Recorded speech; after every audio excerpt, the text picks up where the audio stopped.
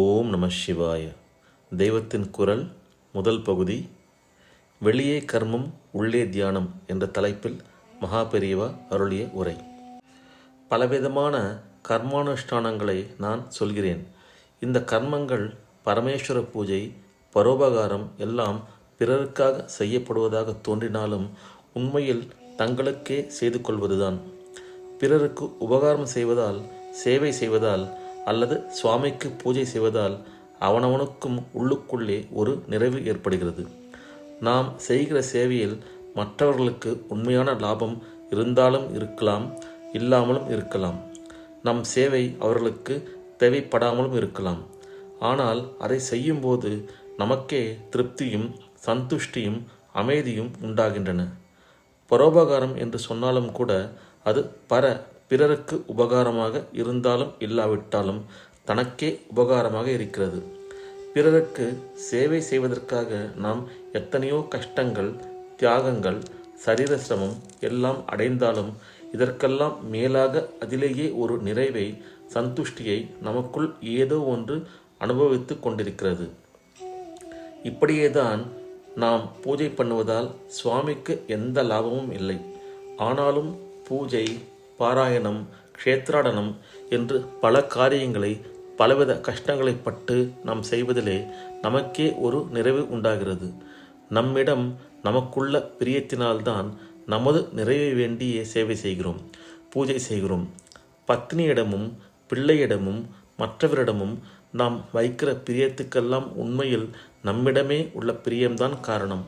நம் உள்ள நிறைவுக்காகத்தான் மற்றவரிடம் பிரியம் காட்டுகிறோம் என்பது யாக்ஞவல்க்யரின் உபனிஷத உபதேசம். பகவானிடம் பிரியம் வைத்து நாம் பூஜை செய்தாலும் சரி, உலகத்திடம் பிரியம் வைத்து சமூக சேவை செய்தாலும் சரி, அதெல்லாம் கூட தனக்கு ஒரு நிறைவை உண்டாக்கி கொள்வதற்காக நம்மிடமே நமக்குள்ள பிரியத்தால் செய்வதுதான்.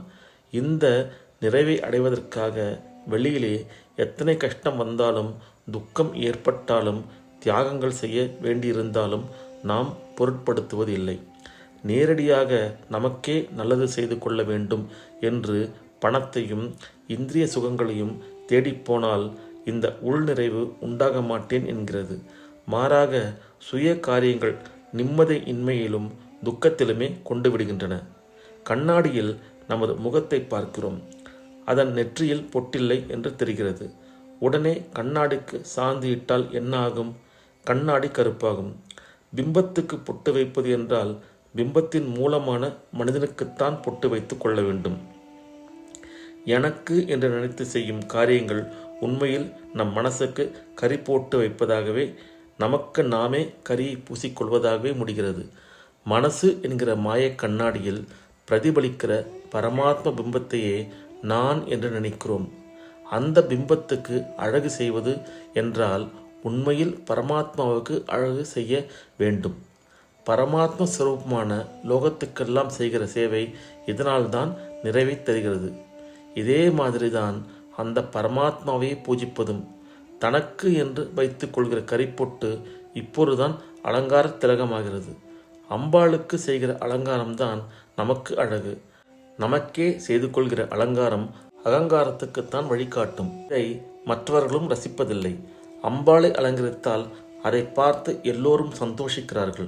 பிரமாதமாக சலவை செய்த துப்பட்டாவை நாமே போட்டுக்கொண்டு பெருமைப்படுகிறோம். மற்றவர்கள் அதை பார்த்து சந்தோஷமாகப்படுகிறார்கள். இஸ்திரி எப்படி ஏறி இருக்கிறது பார்த்தாயா என்று அவர்கள் கேலியாகத்தான் கேட்டுக்கொள்வார்கள். நீங்கள் எல்லோரும் எனக்கு புஷ்பஹாரங்களை ஏராளமாக கொண்டு வந்து கொடுக்கிறீர்கள். உங்களை விட நான் பெரியவன் என்று நினைத்து கொண்டு பக்தியால் இப்படி செய்கிறீர்கள்.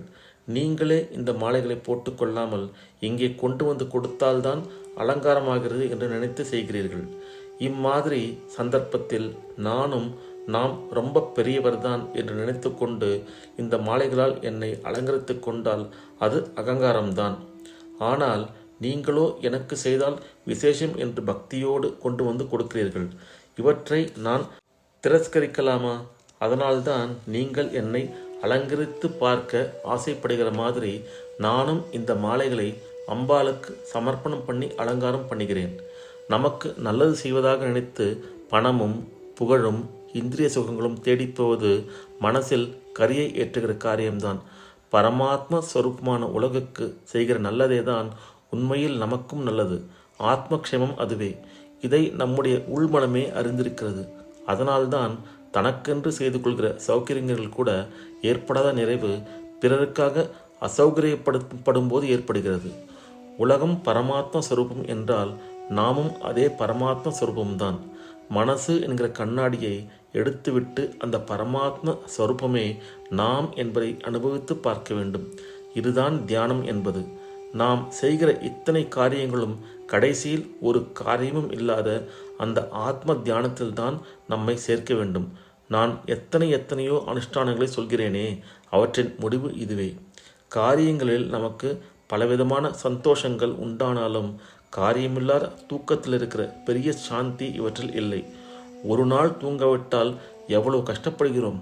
தூக்கத்தில் அப்படிப்பட்ட சௌக்கியம் இருக்கிறது. இதிலிருந்தே காரியம் இல்லாமல் இருப்பதுதான் பரம சௌக்கியம் என்று தெரிகிறது.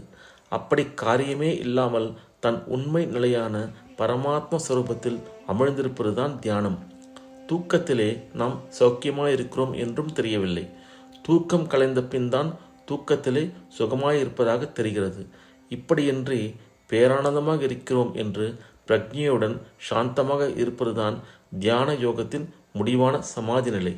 உள்ளுக்குள்ளே அப்படி காரியமே இல்லாமல் இருக்க பழகி கொண்டு விட்டால் பிறகு வெளியில் எத்தனை காரியம் செய்தாலும் கூட ஆத்ம சாந்த அனுபவம் குலையாது.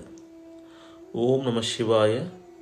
வெளியே கர்மம் உள்ளே தியானம் என்ற அருளுரையின் தொடர்ச்சியை அடுத்த பகுதியில் பார்ப்போம். ஓம் நம சிவாய. ஹரஹர சங்கர ஜெய ஜெயசங்கர. காஞ்சி சங்கர காமகோட்டி சங்கர.